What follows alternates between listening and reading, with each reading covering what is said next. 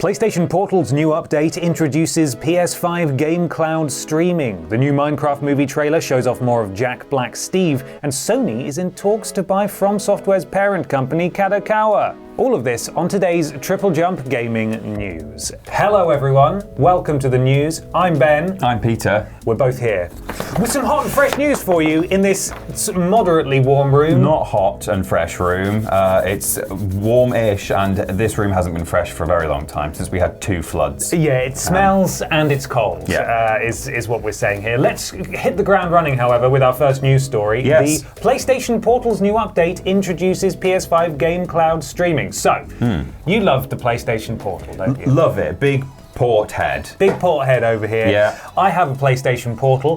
If you're not familiar, it's not a PSP. Don't get excited. It can't actually play, you can't play games natively on it. It literally streams your PS5 from, instead of a TV to this device, and it's got a control on the side. You can play games remotely. It's great. It's a little remote play device. However, it doesn't have all the features that everybody would like it to have, such as being able to stream select PS5 games to it without potentially the need for a PS5. Okay, well, this is very exciting, yes, and we are now hearing that PlayStation Plus subscribers can now stream some PS5 games via the cloud on their portal without a console, so it says. So this is very interesting. I mean, my first thought was, will this... Is this a whole new avenue for people to kind of join the PlayStation ecosystem? Because if you're someone who doesn't have a PS5, you obviously then will, by definition, not have a portal because you get no use out of it. But if you're now able to stream games to a portal without a console, which is what it says here, could you theoretically just buy a portal and PlayStation Plus and then stream some games? I mean, the library's limited, we'll get to that in a minute, but this is a sort of a beta, it's an early stage thing. But if this sort of develops into something significant, could you just be a PlayStation handheld gamer only? Get yourself a portal and stream stuff directly to it. As long as your internet's good enough. Yeah. It does actually say here in the write-up that over 120 PS5 games included in the PlayStation Plus catalog can be streamed on PlayStation Portal after today's update. So it's a pretty sizable amount. Games include Dave the Diver, Ghost of Tsushima, Marvel Spider-Man Miles Morales, Monster Hunter Rise, and Ratchet & Clank Rift Apart. So those are just the highlights there. Yeah. Quite a few games then that immediately straight off the bat, even though this is a beta, that you can just hit the ground running and stream directly to your system. It does say in the write-up that you can stream up to 1080p/60 FPS. I think that might just be, that could just as easily be a comma. I don't think it's saying you have to choose one or the other. But then, that being said, even when you're playing on an actual console, you tend to have to choose one or the other, so we'll see how that goes. But yeah, seemingly 1080p 60 FPS, which is very exciting. I believe also they've fiddled with a few other things, such as like there's like weird volume issues with the Plus. Yeah, so I really like the Plus. I don't use it all that often. Every time I have used it, it's been great. But even on the lowest volume setting, it's still really loud. Right. And it only has, like, when you turn it up in increments, I don't even think it's 10 increments. It was something like 5 or 6 increments. Yeah. And it ranged from loud to loud, which wasn't ideal. A lot of people had issue with that, and it seems like that's also been addressed as part of the update that they've done. It's worth mentioning, however, that especially in regards to actually streaming these games, that you will still be limited by the system's limitations. Again, it is in beta, so you won't be able to do party voice chat and game invites for select games, the create button, 3D audio, in-game commerce, it says, which is probably maybe when it tries to take you to the PlayStation Store, which obviously is not able to run natively on the system. Right. PS4 games and PS3 games are not supported, and neither are game trials. So more stuff could come as and when this beta develops. Yeah. But certainly on a base level, you can stream these games to your portal now, and you don't have to have the game in your PS5. Yeah, and it does have, it will be having DualSense wireless controller features, being fully functional, so haptic feedback, adaptive triggers, all those sorts of things, which, very much part of the PlayStation 5 experience now, and you wouldn't want to play some games. In fact, you couldn't play some games without it. I'm not sure if any in these library require any of those things, but I'm sure there are a few games out there that if you don't have a DualSense controller, you're kind of missing on functionality. Can't think of a specific example right now, but I think there are some out there that can only be played with DualSense. Well, the Portal's very good with that anyway. It's already got the triggers and stuff for games that you remote play from your PS5. So I suppose it's simple enough to say it's not surprising that it's included when you're streaming games to it, but I suppose this is very far removed from literally streaming inputs to your PS5 as opposed to actually interacting with a server natively, if that makes sense. Regardless, this is good news. It's nice to see them still supporting the PlayStation Portal and not pretending it's not real. And as someone who has one, I look forward to further improvements made down the line.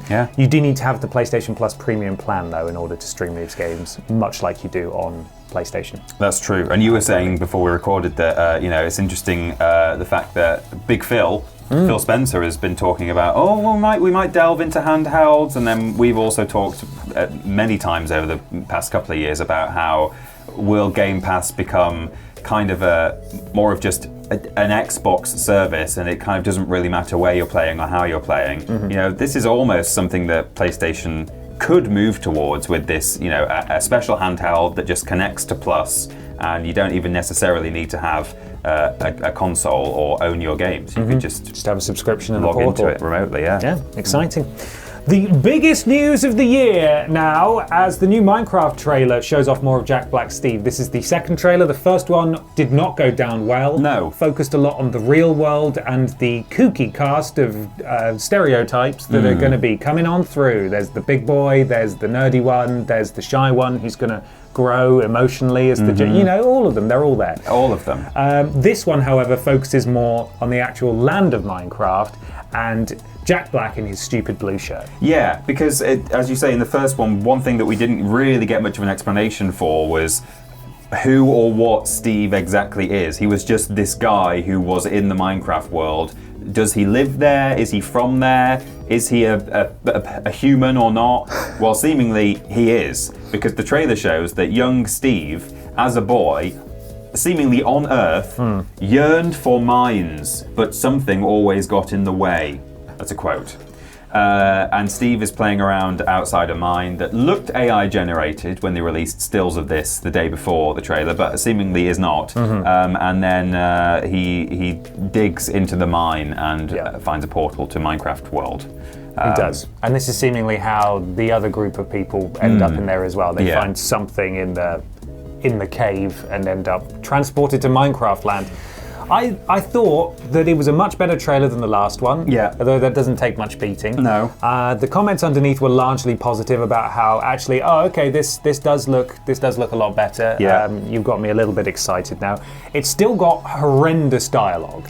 All the conversations back and forth were very stilted and quippy, and the whole bit with the Ender Pearl where Jason Momoa throws it, teleports and screams, and then Jack says, my friend Jack, Jack says, that was the only one I had.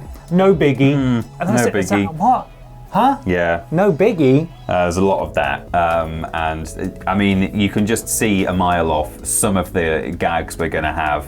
Someone's going to stick their hand in a slime, take it out and go, ew, gross. And the conversation between the villagers is going to happen where they go to a village and the kids don't understand and Jack Black says, don't worry, I speak villager. And then back and forth they go, over and over again. They're all standing there going, what?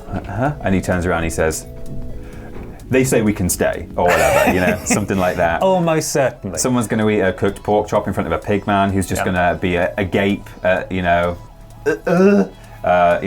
will all happen. Go in with your bingo cards and tick them off. Exactly. This is for children. We must bear that in mind. We should. But it doesn't mean that it can't be bad. No. Even if it is for children. It's directed by Jared Hess, who's known for Napoleon Dynamite and Nacho Libre, and it's going to be releasing early next year. Why did I even say that? I've got the exact date, April the 4th, 2025. No guesswork needed. No. And he does say, I don't know if you want to read the quote, Peter, about how he almost admits that this is going to not please everyone. No, some people will hate this, is basically what he says.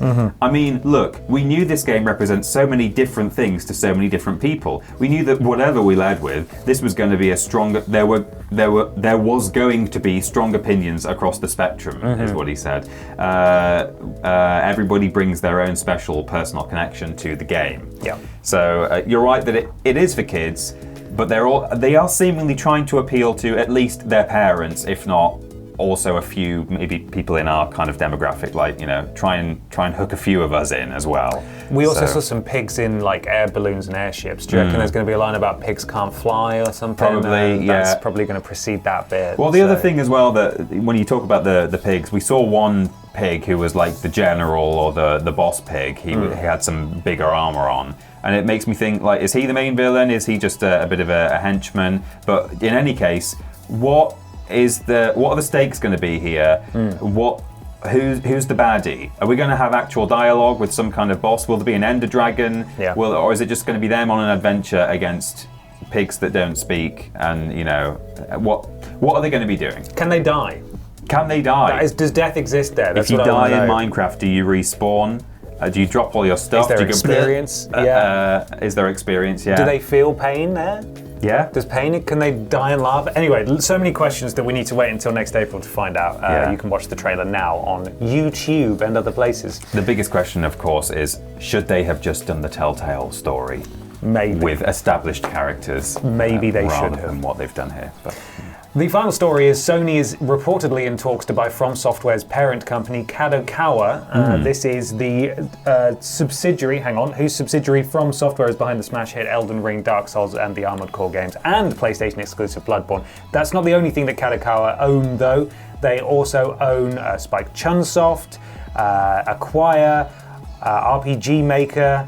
Oh no, hang on, Gotcha Games, who do RPG Maker. Sorry, this is worded a bit strangely. But they own all sorts of things, including anime and some manga and stuff like that. So yeah. Perhaps appealing to Sony as a whole rather than specifically PlayStation. Yeah, exactly. So certainly the PlayStation branch are obviously going to be interested in the From Software part of that acquisition. But yeah, it has wider appeal to Sony as a whole in terms of the anime and manga and so on. This is inevitably, if this happens, not going to be a good thing. No. Because any acquisition almost always leads to redundancies and restructuring and things like that. And you know, at best, that's all they do is mess around with the actual workforce, which is obviously a terrible thing. And then on top of that, potentially someone could march in and start throwing their weight around and saying, "This is what you're going to be working on now. Cancel that project. Do this. Do more of that." You know. Possibly there's some talk about the one benefit from this might be that Sony From Software Bloodborne 2 maybe. But do you think that this is likely to have any influence on that whatsoever? I do not. No. Partly because they already own 14% of From Software. Yeah. Partly because Hidetaka Miyazaki has said on a number of occasions that it's not up to him if Bloodborne 2 is made, implying heavily that Sony could make the call at any time, and they haven't. And they haven't done, yeah. And also, another part of the delicious I don't think so pie is the fact that they're acquiring the whole of Kadokawa, not just From Software. Yeah. If they really wanted Bloodborne 2, they could have made it without any kind of purchase happening already. The fact they own 14% of From Software proves that they definitely have sway and could throw down big bags of cash and say, please, let's do this. They wouldn't buy the entire parent company to make one game. No. And they already do a fantastic job of not giving Bloodborne fans what they want already. Yeah. Why spend potentially a couple of $1 billion? I don't know how much Kadokawa is worth, just for Bloodborne 2. Yeah, it's easy when you're in the kind of the circles of discussion that we're in to look at this and go, oh, Sony buying Kadokawa, that means PlayStation acquiring From Software, and to focus on that bit and say, maybe they're doing this because partly they want to make Bloodborne 2. But actually, when you look at the bigger picture, maybe the From Software part is perhaps almost incidental. Maybe Sony, as a larger company, not PlayStation, have decided we would like Kadokawa because, for instance, we want to bolster our anime sector. And we would probably we would gain FromSoft from that, I guess. Shrug. I don't care. I'm not going to do anything about that whatsoever. So it's easy to hone in on the From Software, PlayStation, maybe Bloodborne 2, but it might just be a small ripple in a much larger wave and not come to anything in that area. And you mentioned Big Philip earlier on, Phil Spencer, head of gaming goodness at Xbox and Microsoft. Yes. I think that's his full title anyway. Friendship. Head of best friends, Phil Spencer. One of the other things he talked about last week in his numerous conversations with the press was that Xbox was still looking to expand and potentially into Asia to gain a stronger foothold there. True. Now, these talks, if indeed they are happening, they take time. And they could have been happening long before Phil said that. However, I'm wondering if there's any connection between Xbox potentially sniffing around Asian acquisitions and Sony already having a vested interest in From Software specifically that's perhaps making them decide, hey, we should lock this up now before Xbox rolls in with their war chest and makes them an offer they can't refuse, and we just lose this wholesale and it's gone. I don't know if there's any truth to that at all, but I do think it's interesting that this is potentially happening not even a week after those comments from Phil Spencer. Yeah, that is interesting. I guess it partly depends on is it more that Sony want to buy Kadokawa, or is it that Kadokawa are putting the feelers out there to everyone saying, hey, we're interested in someone acquiring us, and that could be Xbox, that could be Sony, it could be anyone else. It depends who exactly is behind this particular conversation, who instigated it. But you're right, even if it was that Sony approached them first, if Phil gets wind and thinks, I will just approach with an offer they can't refuse, then, what more can you do? When you think of big Japanese studios, they don't come much bigger or more prestigious than FromSoft these days. That's true. That would surely be something that they would love to have if they could have it. The cat amongst the pigeons that would cause if suddenly out of nowhere there was an announcement that Microsoft now own From Software. Some of the Sony ponies, as they are affectionately known, would go berserk, wouldn't they? They would. I don't know if you intended that to tie into everything we've spoken about, but that's a phenomenal anime/manga reference. Yes. That specifically relates to From Software. So well done, you. Okay. That was great. Thanks. Didn't even try. No. Easy peasy. Easy. Well, thank you so much for watching this news video, everybody. Let us know what you think of all the news headlines we've spoken about. Make sure you tune into our podcast each week where we talk about these stories in more detail, and also our relevant social media feeds where we post daily news. And we'll see you again probably on Friday for another news video. Until then, thanks for watching and goodbye. Bye.